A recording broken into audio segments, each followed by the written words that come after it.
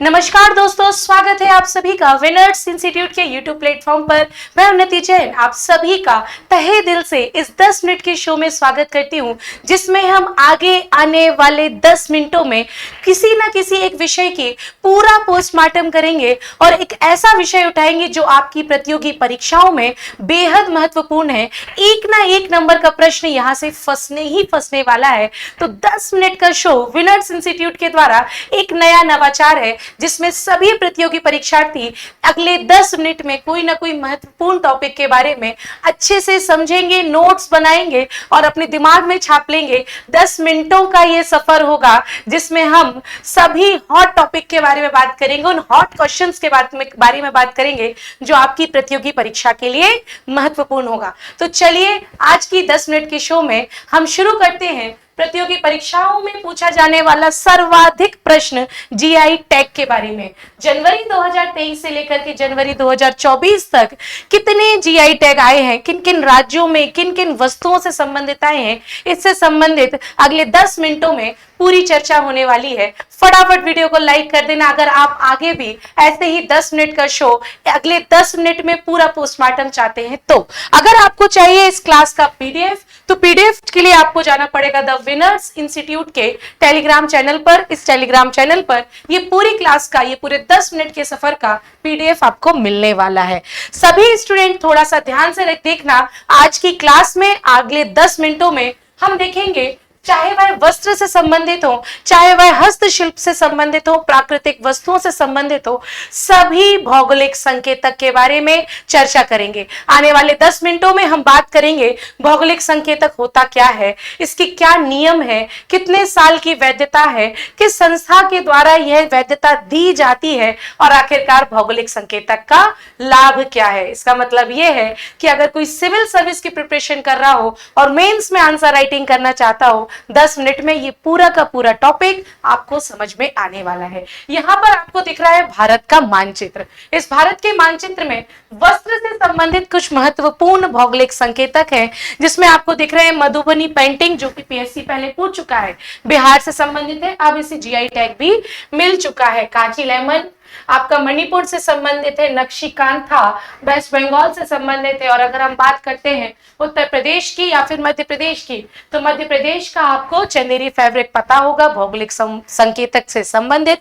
तो इन्हीं की चर्चा हम अगर बात करें तो सबसे पहला जो प्रश्न हर एक स्टूडेंट के दिमाग में उठता है कि भाई ये जो इतना चर्चा में है, जो डेली करंट अफेयर्स में पूछा जा रहा है, आखिरकार भौगोलिक संकेतक होता क्या है, जियोग्राफिकल इंडिकेशन टैग क्या होता है। तो कोई भी चिंता करने की बात नहीं है, ध्यान से सुनना कि एक निश्चित भौगोलिक क्षेत्र से उत्पन्न होने वाली वस्तु और उस वस्तु को विशेष पहचान देने के लिए जो प्रमाणन दिया जाता है, जो स्वीकृति दी जाती है, उसे बोला जाता है जीआई टैग या फिर भौगोलिक संकेतक। अगर हम बात करें रतलामी सेव, आपको बड़ा अच्छे से पता है, हर एक व्यक्ति रतलामी सेव खाता है। जरूरी नहीं है वो रतलाम का ही व्यक्ति हो, अंतर्राष्ट्रीय स्तर पर विदेशों में भी रतलामी सेव बड़े अच्छे से चाव से खाया जाता है, क्योंकि एक विशेष प्रोसीजर के तहत वो निर्मित होता है। तो ये जो विशेष प्रोसीजर के तहत निर्मित होता है, इस पूरी प्रोसीजर को ही रतलाम का भौगोलिक संकेतक बना दिया। मतलब कि रतलामी सेव के पास जीआई टैग है कि वह रतलाम की वस्तु है, बिकेगी पूरे देश में, लेकिन उस वस्तु को विशेष पहचान देने के लिए यह टैग शुरू किया गया है। ये आपको ध्यान में रखना है। ये जल्दी से मुझे कमेंट सेक्शन में बता दो सभी मालवा के और सभी भारत के व्यक्ति कि क्या रतलामी बीकानेरी सेव तुमने खाए हैं, और कभी ये देखा है कि क्यों ना हम बीकानेरी सेव का नाम अपने जिले का नाम रख दे सागरी सेव। आप नहीं रख सकते हो, क्योंकि इन सेवों को उस क्षेत्र की, भौगोलिक क्षेत्र की विशेषता प्राप्त है। ये बात याद रखना, ये आप अपना नाम, अपने जिले का नाम इस प्रोसीजर में नहीं डाल सकते हो। हाँ, सागर वाले चिरौंजी की मिठाई का भौगोलिक संकेतक भविष्य में ले ले तो अच्छी बात है। अब बात करें कि भाई मुझे भी अपनी वस्तुओं का भौगोलिक संकेतक कराना है, जीआई टैग देना है, तो कुछ नहीं है, वस्तुओं का भौगोलिक सूचक पंजीकरण और संरक्षण अधिनियम 1999 में भारत में वस्तुओं से संबंधित भौगोलिक संकेतक की बेहतर पंजीकरण पंजीकरण और उसकी सुरक्षा प्रदान करने के लिए यह प्रयास किया गया है। इससे संबंधित अधिनियम आपके वैकल्पिक प्रश्नों के लिए महत्वपूर्ण है। पंजीकरण और संरक्षण अधिनियम 1999।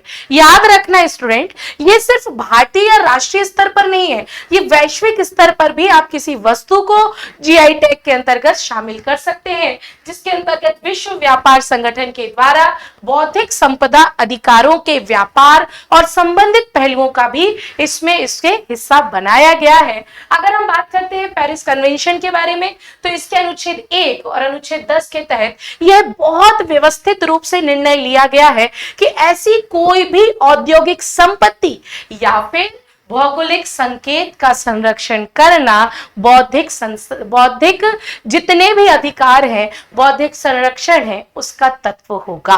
याद रखना, ये राष्ट्रीय स्तर पर ही नहीं दिया जाता है, अंतर्राष्ट्रीय स्तर पर भी इसके एक विशेष नियम है। ऐसी कोई भी वस्तु जो औद्योगिक स्तर पर है, भौगोलिक क्षेत्रों के अंतर पर है, उन्हें एक विशिष्ट पहचान देने के लिए ट्रिप्स जो समझौता हुआ था वह किया गया, जिसके तहत ऐसी कोई भी वस्तु जो कृषि से संबंधित हो, प्राकृतिक से संबंधित हो या फिर कोई निर्मित उत्पाद हो जो कि हस्तशिल्प या औद्योगिक सामान हो, उन सभी वस्तुओं को जीआई टैग दिया जाता है। ये बात आपको ध्यान में रखनी होगी। आ रही बात समझ में सभी को? कौन कौन सी वस्तुएं शामिल हैं, ध्यान से देखो।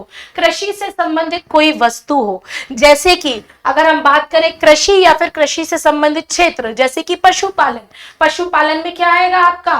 कड़कनाथ आएगा। भाई और बहनों, कड़कनाथ क्या है? बैल, हाथी, घोड़ा क्या है?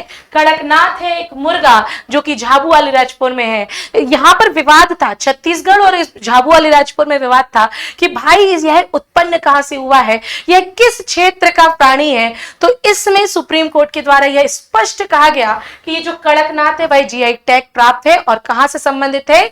मध्य प्रदेश के पश्चिमी झाबुआ और अलीराजपुर से संबंधित है। तो कोई भी कृषि से संबंधित वस्तु हो, प्राकृतिक निर्मित उत्पाद हो। हाल ही में आपको याद होगा उड़ीसा में जनजातियों के द्वारा लाल चींटी की चटनी को जीआई टैग मिला है, ये प्राकृतिक उत्पाद है। हस्तशिल्प की बात करें तो जम्मू कश्मीर का पश्मीना शॉल जो कि जम्मू कश्मीर के पश्मीना से ही संबंधित है, भले ही देशों विदेशों में बिके, लेकिन इसको जीआई टैग कहां से प्राप्त है? ये जीआई टैग है जो कि जम्मू कश्मीर की एक विशेष भौगोलिक क्षेत्र की हस्तशिल्प से संबंधित है। ठीक है, चंदेरी की साड़ी है, अशोकनगर के चंदेरी का जो साड़ी उत्पादन उद्योग है उसे भी जीआई टैग मिल चुका है, चंदेरी की साड़ी।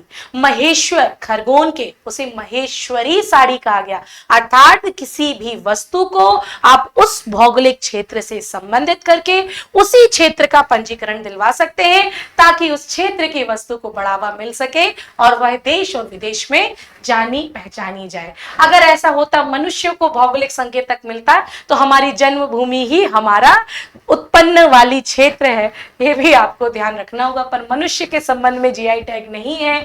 कृषि, प्राकृतिक निर्मित वस्तु, हस्तकला या फिर औद्योगिक सामान जीआई टैग के अंतर्गत आने वाले सामान हैं, वस्तुएं हैं। सभी स्टूडेंट इसको ध्यान में रखना। अगर हम बात करते हैं जियोग्राफिकल इंडिकेशन टैग की, तो भाई मैम ऐसा है कि मैम 10 साल के लिए कड़कनाथ झाबुआ का हो गया क्या? नहीं नहीं नहीं नहीं, आप हमेशा जिंदगी भर के लिए किसी भी वस्तु को जीआई टैग नहीं दे सकते हो। यह जो टैग है या फिर यह जो संकेतक है केवल 10 वर्षों की अवधि के लिए ही वैध रहता है। हर 10-10 वर्षों में आपको इसको रिन्यू कराना होता है, चाहे वह रतलामी सेव हो, बीकानेरी सेव हो या फिर आपकी बनारसी साड़ी हो, बेसन के लड्डू हो। हर एक 10 साल के बाद इसको रिन्यू कराना होगा और रिन्यूअल के लिए आपको पुराने दस्तावेज ले जाकर के संबंधित संस्था को दिखा करके इसके बारे में चर्चा करनी होगी। तो ये आपकी परीक्षाओं में पूछा जाएगा कि ये आजीवन या फिर समस्त काल के लिए है, तो ऐसा नहीं है। 10 साल का रिन्यूअल इसमें लगेगा, 10 साल के टाइम पीरियड की ही इसमें बात की गई है। अगर हम बात करते हैं कि भाई ऐसा क्या है, इसके फायदे क्या है, इतना सारा करंट अफेयर्स हमें जीआई टैग से संबंधित क्यों पढ़ना पड़ रहा है, केंद्रीय सरकार इसमें इतनी ज्यादा जागरूक क्यों हो गई है, तो इसके कुछ लाभ हैं। जितने भी सिविल सर्वेंट हैं जो मेंस की परीक्षा में देने वाले हैं, वो 10 आपका नंबर और 11 नंबर और 7 नंबर के क्वेश्चन आपके सामने लिखे हैं। और ऐसे स्टूडेंट जो जानकारी जिज्ञासु प्रवृत्ति के हैं, जो जानना चाहते हैं कि इसका फायदा क्या है, तो देख लो, भौगोलिक संकेतक का दर्जा प्रदान किए जाने के बाद कोई अन्य निर्माता सामान उत्पादों के विपणन के लिए इसके नाम का दुरुपयोग नहीं कर सकता है। जो इस नाम का प्रयोग करता है उसी के द्वारा ही इसका नाम का प्रयोग किया जाएगा। रतलामी सेव के पैकेट में बीकानेरी सेव को बेचोगे तो पकड़े जाओगे।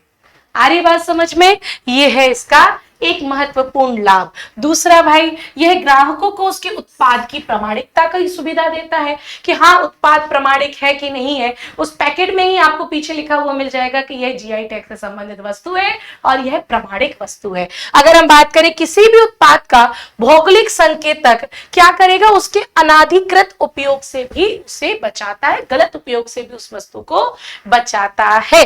साथ ही साथ कानूनी रूप से सुरक्षा अगर किसी वस्तु को मिल जाती है तो ऑब्वियस सी बात है उसका निर्यात बढ़ेगा। निर्यात बढ़ेगा तो देश की अर्थव्यवस्था बढ़ेगी और देश की अर्थव्यवस्था बढ़ेगी तो जीवन स्तर बढ़ेगा। तो ये कहीं ना कहीं ये जो भौगोलिक संकेतक का कंसेप्ट है वो हमारे पर्सनल व्यक्तिगत जीवन से भी संबंधित है। याद रखना, निर्यात को बढ़ावा देना भी इसका एक प्रमुख लाभ या उद्देश्य हो सकता है।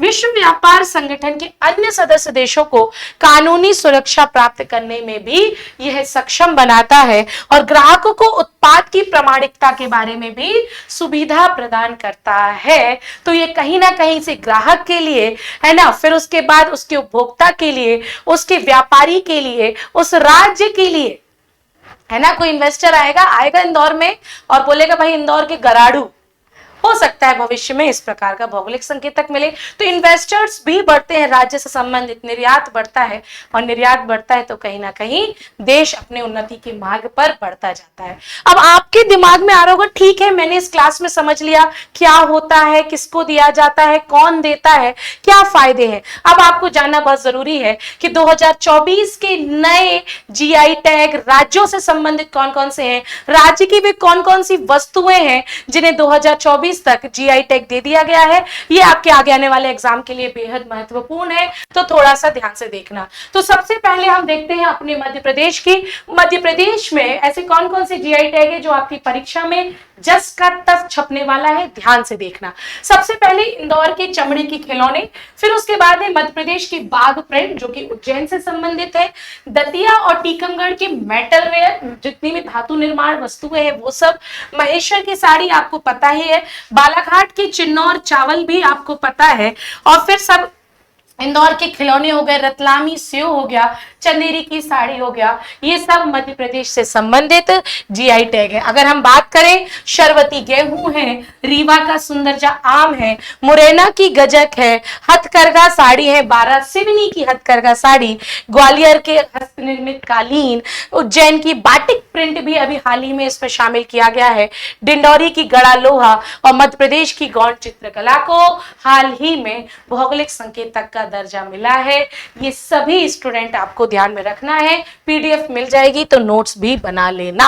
अगर मैं बात करूं महाराष्ट्र में तो पुनेरी पगड़ी, नासिक की वैली वाइन, आपने देखा होगा 16 वाइन यहाँ पे जो शराब निर्मित है उसे भी जीआई टैग मिला है, पैठनी साड़ी, महाबलेश्वर की स्ट्रॉबेरी, ठीक है, नासिक के अंगूर, अजरक घनसल चावल, कोल्हापुर का गुड़, सोलापुर की चादर और सोलापुर की टेरी तौलिया जीआई टैग में शामिल हो चुकी है। तो सभी स्टूडेंट इसको भी ध्यान रखना, महाराष्ट्र के वे कौन कौन से उत्पाद हैं जिन्हें जीआई टैग मिल चुका है। साथ ही साथ महाराष्ट्र में अरहर की दाल जो कि नावापुर की अरहर दाल कहलाएगी, वरगुल के काजू, लसलंगा व प्याज, सांगली की किशमिश, वीड कस्टर्ड सेब, जालना का मीठा संतरा है ना, मंगलवेड़ा का ज्वार और साथ ही साथ सिंहदुर्ग और रत्नागिरी का कोकम शरबत आपने पिया है कि नहीं पिया मुझे कमेंट सेक्शन में जरूर बताना।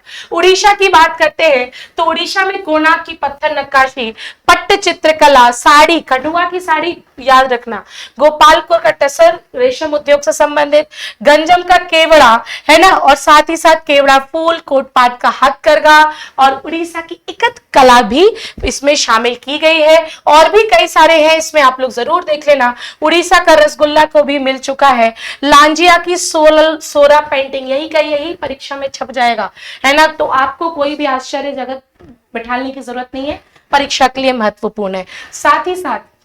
साथ ही साथ अगर हम बात करें तमिलनाडु की, तो तमिलनाडु से संबंधित भी आपके सामने है। ऐसे ही सारी पीडीएफ आपके इस पूरे सेशन में दी गई है। तमिलनाडु की दी गई है, केरल है आपके सामने, केरल की भी आपको याद करना है। जम्मू कश्मीर ध्यान से याद कर लेना बच्चों, जम्मू कश्मीर आपके परीक्षा के लिए महत्वपूर्ण है। तो ये रहा मेरा पूरा सेशन, जिसमें मैंने आपको पूरा प्रयास किया है जीआई टैग के बारे में सारी जानकारी देने का। सारी पीडीएफ जो आपको मिलेगी वो विनर्स इंस्टीट्यूट के टेलीग्राम चैनल पर आपको मिल जाएगी। तो आप यहां से पूरी की पूरी जो पीडीएफ है उसको देख लेना। पीडीएफ के लिए द विनर्स इंस्टीट्यूट ऑफिशियल, आपको आज का जो 10 मिनट शो जो नया शुरू किया गया है विनर्स इंस्टीट्यूट में, इस मेन चैनल पर, आपको कैसा लगा मुझे कमेंट सेक्शन में बताना। और मुझे कमेंट सेक्शन में यह भी बताना कि आप आगे भविष्य में अपने जिले की कौन सी वस्तु को जीआई टैग में शामिल करवाना चाहते हैं। कक्षा कैसी लगी बताना कमेंट सेक्शन में। मैं फिर से नेक्स्ट सेशन में आपको 10 मिनट शो में कुछ महत्वपूर्ण जानकारी लेके आऊंगी। तब तक के लिए सभी को धन्यवाद। जय हिंद, जय भारत।